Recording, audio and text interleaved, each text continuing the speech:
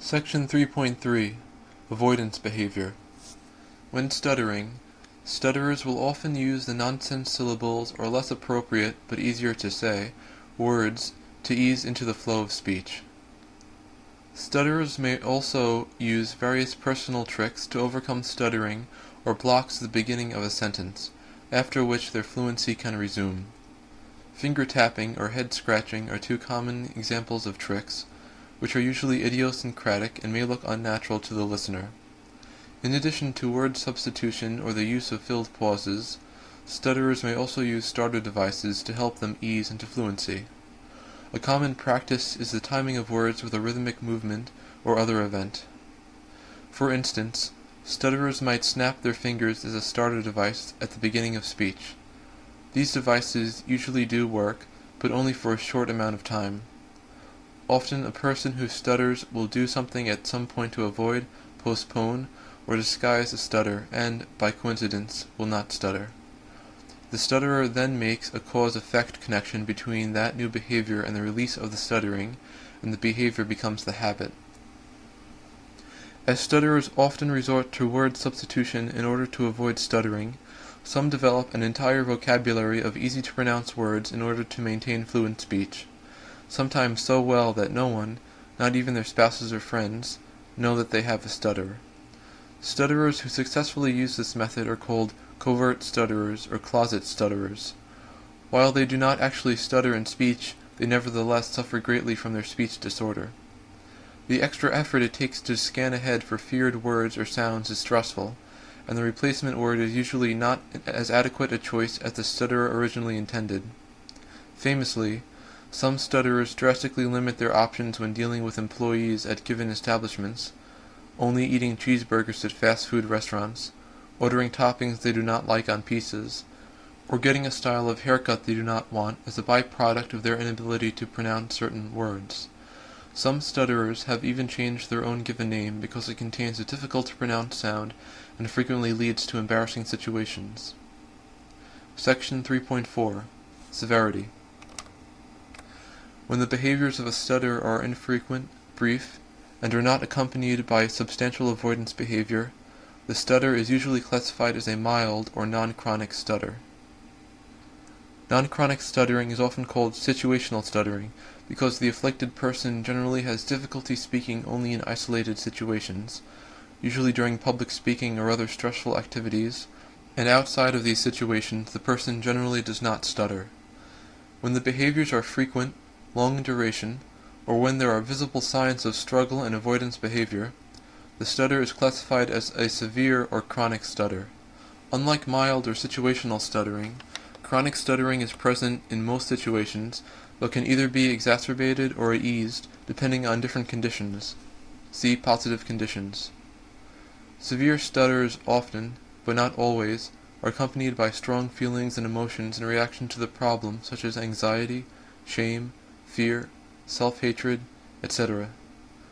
This is usually less present in mild stutterers and serves as another criteria by which to define stutters as mild or severe. Another way of discerning between the two severities is by percentage of disfluency per 100 words.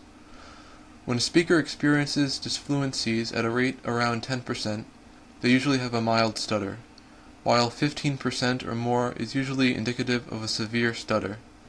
In addition to the disfluency, many people who stutter display secondary motor behaviors. Observers often notice muscles tensing up, facial and neck tics, excessive eye blinking, and lip and tongue tremors. In extreme cases, entire body movements may accompany stuttering. Most common with stutterers is the inability to maintain eye contact with the listener, which in many cultures may hamper the growth of personal or professional relationships. It is worth noting that the severity of a stutter is not constant, and that stutterers often go through weeks or months of substantially increased or decreased fluency. Stutterers universally report having good days and bad days, and report dramatically increased or decreased fluency in specific situations. Below is an overview of the circumstances that harm and help the fluency of most stutterers. Section 3.4.1 Positive conditions. Subtle changes in mood or attitude often greatly increase or decrease fluency, with many stutterers developing tics or methods to achieve temporary fluency. Stutterers commonly report dramatically increased fluency when singing, whispering, or starting speech from a whisper, speaking extremely slowly, speaking in chorus, speaking without hearing their own voice, e.g., speaking over loud music, speaking with a metronome or other rhythm, speaking with an artificial accent or voice, speaking in a foreign dialect, or when speaking while hearing their own voice with a minuscule delay or pitch change. See treatments. Stutterers also display increased fluency when speaking to non-judgmental listeners, such as pets, children, or speech pathologists. It is perhaps most interesting to note that most stutterers experience extraordinary levels of fluency when talking to themselves. A rare few even experience increased fluency when they exclusively have the floor, public speaking or teaching, when they are intoxicated, or when they are explicitly trying to stutter. There is no universally accepted explanation for these phenomena. Section 3.4.2 Negative Conditions. All speech is more difficult when under pressure. Commonly, social pressures, like speaking to a group, speaking to strangers, speaking on the telephone, or speaking to authority figures, will irritate and make worse a stutterer. Also, time pressure often exacerbates a stutter.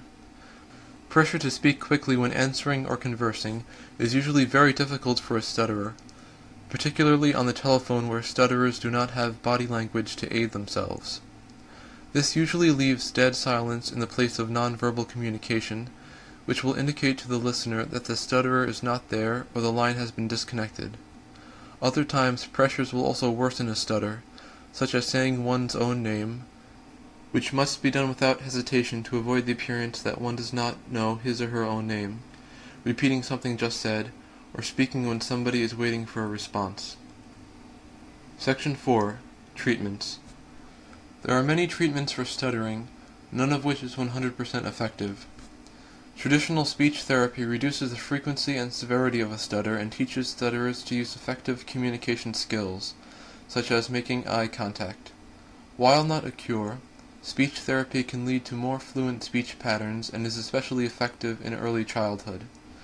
The duration or type of therapy needed varies amongst stutterers, but usually involves both speech training, articulation, intonation, rate, intensity, and language training, phonology, morphology, syntax, semantics.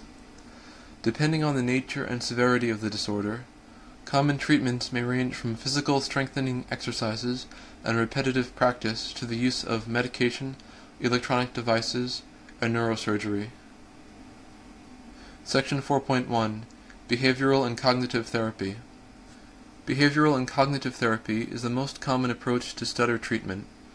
Such therapy usually involves the development of new speaking habits and attitudes toward speech, often including exercises in manipulating rates of speech, establishing new breathing patterns, practicing relaxation, and targeting troublesome sounds. Breathing control is often emphasized, which focuses on proper control of the diaphragm.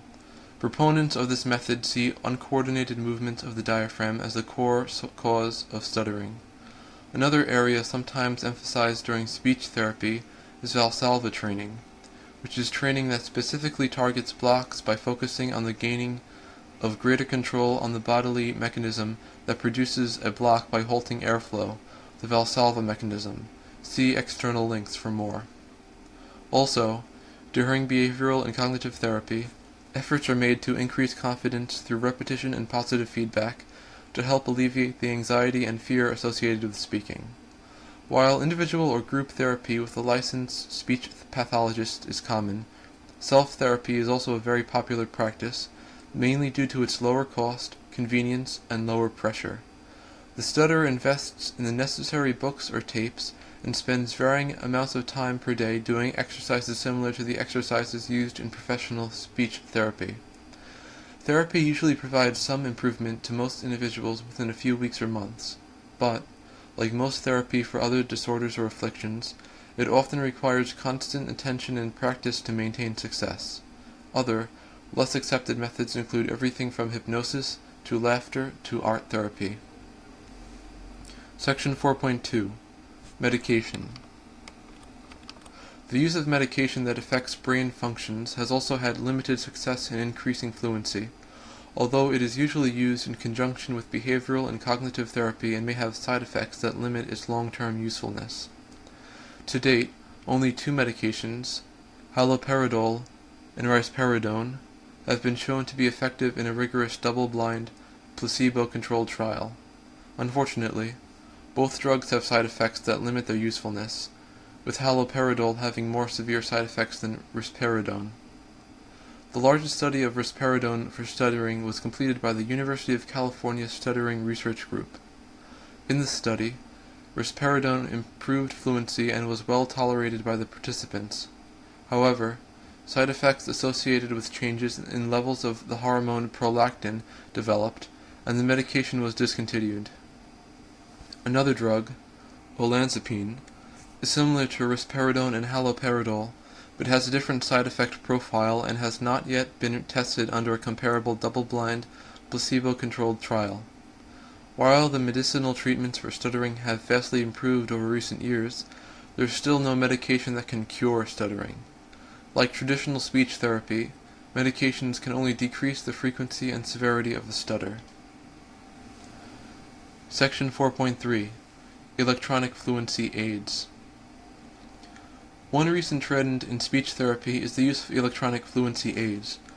These devices are mostly based on altering the pitch with which the speaker hears his or her own speech, frequency-altered feedback or altered auditory feedback, playing back speech slightly delayed auditory feedback, playing white noise to disallow the individual from hearing his own voice, and playing slow and steady clicks, much like a metronome. These approaches have variously been said to either offer great success or to have no effect whatsoever.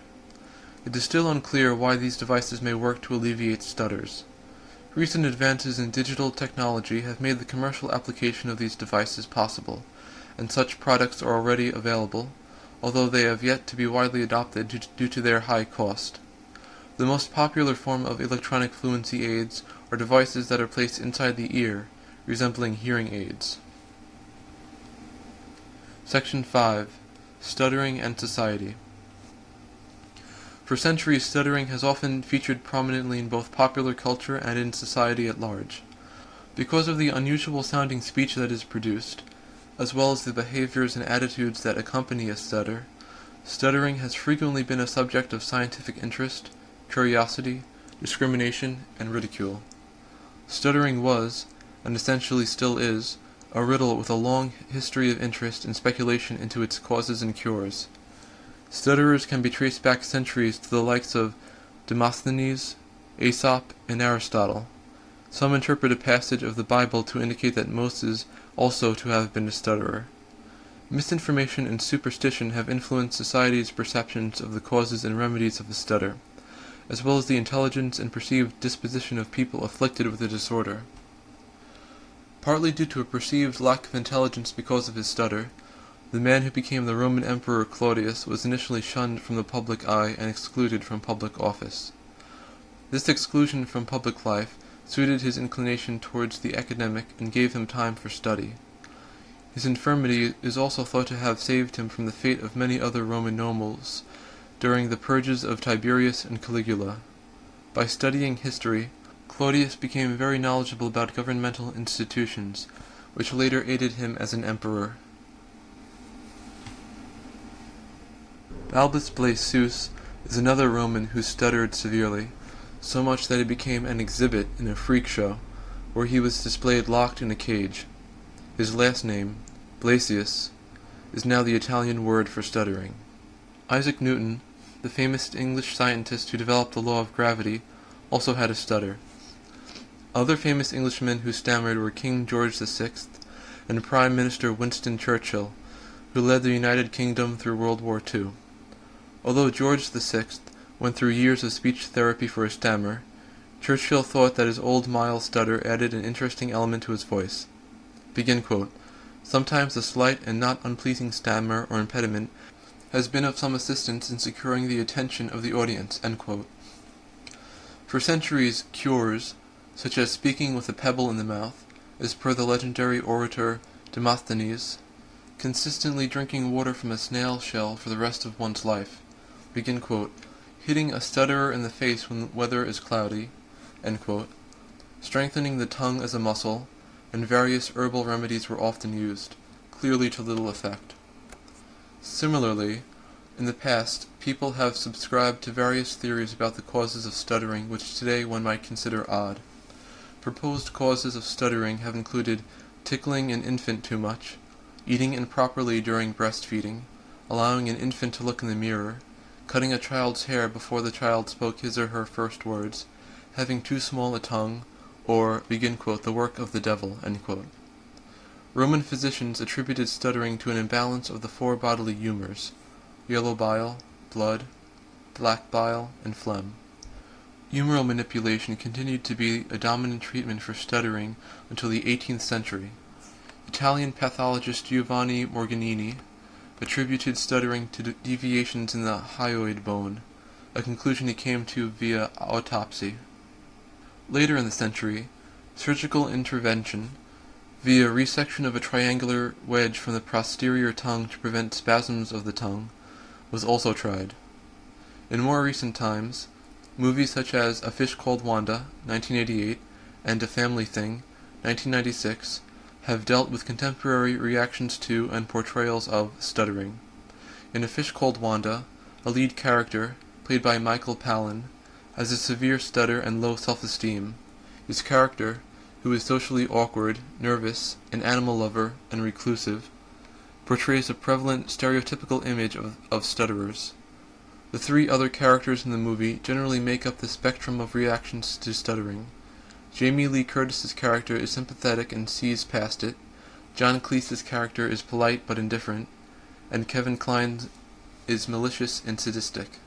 Upon release, the film caused controversy among some stutterers who disliked the film for its portrayal of Palin's character as the pushover amid the bullying his character receives, and received favor from others who valued the film for showing the difficulties stutterers commonly face.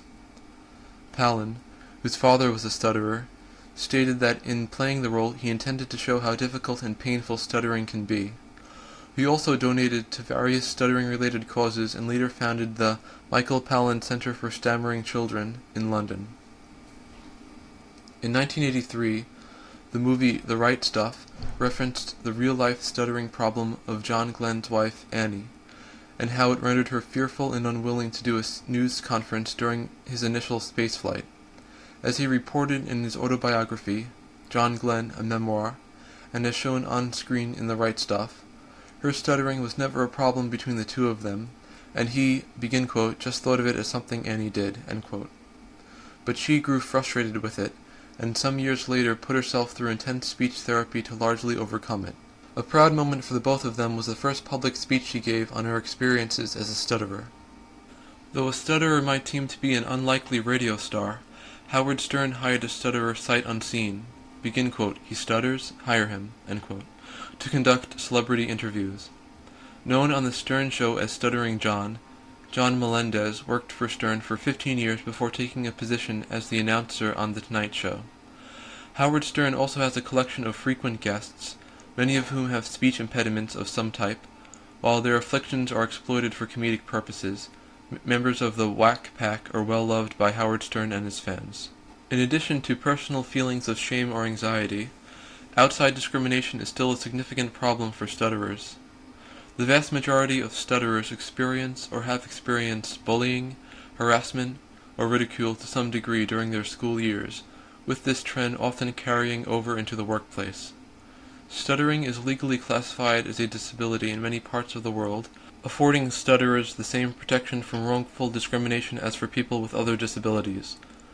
The UK Disability Discrimination Act 1995 and the Americans with Disabilities Act of 1990 both specifically protect stutterers from wrongful dismissal or discrimination. Along with disability legislation, many stutterer rights groups have formed to address these issues. One interesting example is the Turkish Association of Disabled Persons, which successfully appealed to the major Turkish telephone company Telsim, resulting in reduced rates for people with stutters or other speech disabilities because of the additional time it takes them to converse on the telephone. Also, the U.S. Congress passed a resolution in May of 1988 designating the second week of May as Stuttering Awareness Week, while International Stuttering Awareness Day is held internationally on October 22nd. Even though public awareness of stuttering has improved markedly over the years, misconceptions are still very common, usually reinforced by inaccurate media portrayals of stuttering and by various folk myths. A 2002 study focusing on college-age students and conducted by the University of Minnesota Duluth found that a large majority viewed the cause of stuttering as either nervousness or low self-confidence, and many recommended slowing down as the best course of action for recovery. Many parents of children who have or are suspected to have a stutter still erroneously subscribe to the belief that ignoring the speech problem is the surest way toward rehabilitation. While these misconceptions are damaging, groups and organizations are making significant progress towards a greater public awareness.